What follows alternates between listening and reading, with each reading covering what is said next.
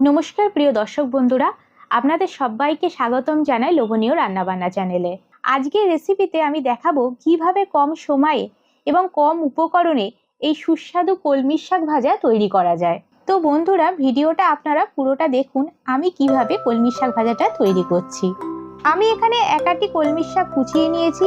কলমির শাক ভাজা তৈরি করতে হলে কলমির শাকটাকে এইরকম ছোট ছোট করে কুচিয়ে নিতে হবে, আর শাকটাকে একটা চুবড়িতে রেখে ভালো করে জলে ধুয়ে নিতে হবে।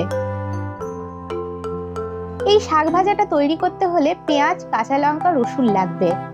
এখানে আমি একটা বড় পেঁয়াজ এইভাবে কেটে নিয়েছি, দুটো কাঁচা লঙ্কা কুচিয়ে নিয়েছি, আর 6 কোয়া রসুনকে এইরকম ছোট্ট ছোট্ট গুঁড়ি গুঁড়ি করে কেটে নিয়েছি। এখন আমি গ্যাসটা জ্বালিয়ে নেব। গ্যাসে কড়াই বসিয়ে দিচ্ছি। কড়াইয়ে দিয়ে দিচ্ছি পরিমাণ মতো সাদা তেল। যেহেতু শাকটা ভাজা হবে তাই তেলটা সামান্য একটু বেশিই দিলাম। আমি এখানে সাদা তেল দিচ্ছি, আপনারা সর্ষের তেল দিয়েও এই শাক ভাজাটা করতে পারেন। তেলটাকে কড়াইয়ে এইভাবে স্প্রেড করে নিতে হবে। তেলটা গরম হয়ে গেছে, এবার আমি ফোড়ন দেব। ফোড়নে দিচ্ছি হাফ চা চামচ 5 ফোড়ন।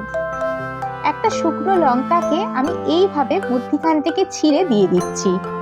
এতে দিয়ে দিচ্ছি পেঁয়াজ কুচি, লঙ্কা কুচি, আর এতে দিচ্ছি রসুন কুচি। এবার এইগুলোকে এইভাবে নেড়েচেড়ে ভেজে নেব।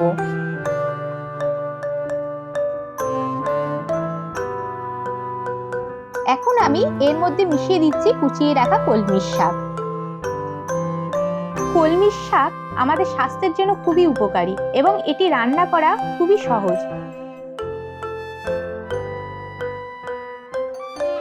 কলমির শাকটাকে আমি পেঁয়াজ, রসুন, কাঁচা লঙ্কার সাথে এইভাবে ভাজবো। শাকগুলো ভাজা হোক ততক্ষণ আমি আপনাদের একটা কথা বলি। এরপর আপনারা কি রান্না দেখতে চান আমায় কমেন্ট করে জানাতে পারেন।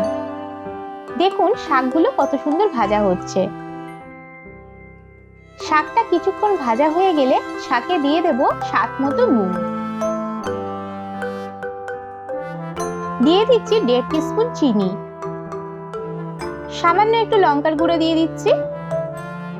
শাক ভাজাতে চিনি দিলাম বলে শাকটা মিষ্টি মিষ্টি হবে ভাববেন না, বরঞ্চ এর টেস্টটা ভালোই হবে। এই নুন, চিনি, লঙ্কার গুঁড়ো শাকের সাথে ভালো করে মিশিয়ে নেব। শাকটাকে দেখেই বুঝতে পারছেন শাকটা ভাজা হয়ে গেছে। শাকটাকে আমি এইভাবে 8 থেকে 9 মিনিট ভেজে নিয়েছি। ব্যাস তৈরি হয়ে গেছে কলমির শাক ভাজা। এটি গরম ভাতের সাথে পরিবেশন করুন এবং উপভোগ করুন। আশা করি আমার এই রেসিপি ভালো লেগেছে। যদি ভালো লেগে থাকে তাহলে অবশ্যই লাইক দিন, কমেন্ট করুন এবং প্রচুর প্রচুর বন্ধু বান্ধবের সাথে শেয়ার করুন। আপনি আমার চ্যানেলের নতুন বন্ধু হয়ে থাকলে চ্যানেলটি সাবস্ক্রাইব করতে ভুলবেন না কিন্তু। খুব শীঘ্রই ফিরে আসবো নতুন একটা রান্নার ভিডিও নিয়ে। আর এই রান্নাটা পুরোটা দেখার জন্য আপনাকে অনেক ধন্যবাদ। নমস্কার।